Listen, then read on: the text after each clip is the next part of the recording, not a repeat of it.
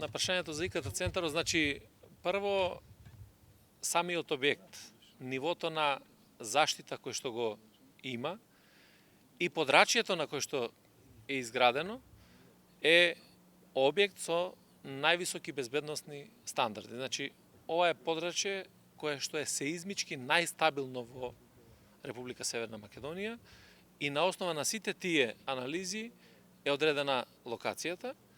Која е улогата, например, практично да можеме да одговориме? Ако се случува било каде во државата некаква катастрофа во која што е оневозможен да работи системот на еден од граничните премини, веднаш за неколку секунди се префрла на бекап варијантата овде во центарот.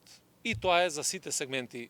Дигиталната форензика, еве новиот форензички центар што е отворен.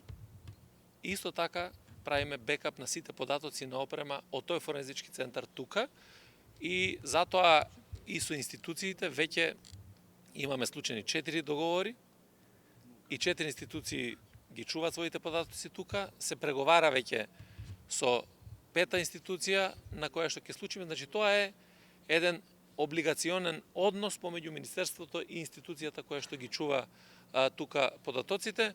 Меѓутоа, за важноста на тоа колку е значено да се заштитиме, да ги заштитиме податоците, покажуваат и сајбер нападите и сајбер заканите кои што ги имавме изминатиот период. Така да, мислам дека се отворија перспективите на раководителите на овие институции дека мора секоја година да се вложува во заштитата на електронските податоци. Бидејќи вие денеска можете да вложите во заштита на електронски податоци. За 6-7 месеци таа заштита веќе нема да е релевантна. Тоа мора да се обновува и да се надградува во секој еден момент. А реков и во моето обраќање дека сајбер нападите и уништувањето на податоците може да имаат многу поразорна моќ отколку и вистинските воени действија.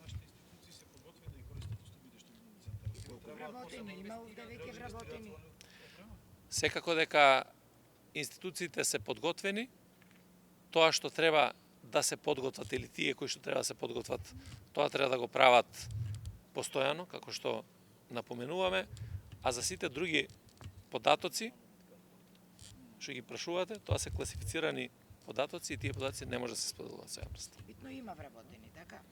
Секако. Само кратко јас.